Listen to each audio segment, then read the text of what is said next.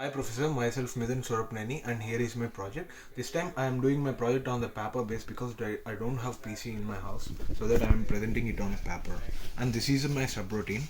And starting I have modified my project one and changed something like I have changed the ranks and included the delay timers and the cycle times and faults. And now starting from the PNP cylinder extract and retract, here I have added a timer delay for the conveyor to start. Once the part is played, the conveyor gets started.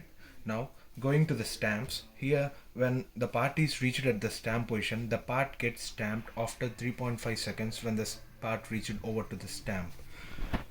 Here, coming to the cylinder faults, the PBB light gets turned on when the PNP cylinder is not retracted completely after 15 seconds, indicating fault. This shows that there is a fault and it indicates after the 15 seconds. Here, if the PBB light turns on when the cylinder is not extended. The conditions upon both are same and when it is retracted and here when it is extended. The same condition applies for after 15 seconds. Now, here, if PBB is pressed, the light turns off indicating PNP fault. If there is any fault observed from the above two conditions, then there is a fault light indicates it is a fault. Now, finding total time using RTO. Here we use return to timer on for finding the total time, so that we are converting here into seconds.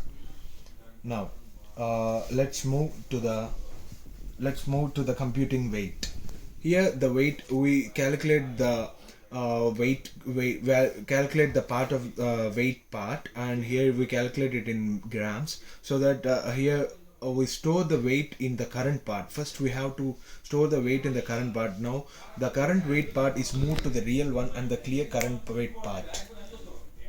When the shift ends the previous shift, the weight is reset so that it clears. If we want to clear, if we press this green PB or blue PB, it gets cleared. Now the average shift weight is calculated so that the part at stamp is gets average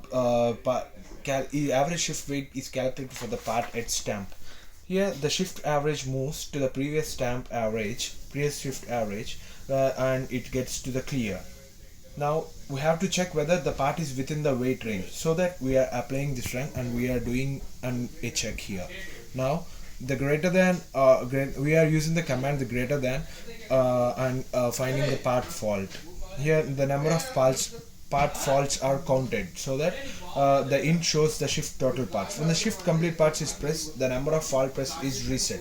Here the total number of shift parts is displayed in int 1.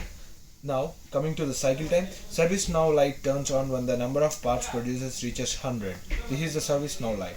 And here the same above command, the service soon light turns on when the number of parts reaches 75. Here once the service is completed, the complete values are reset, and we can see here the green PB and the blue PB comes to reset, and the same repeats here.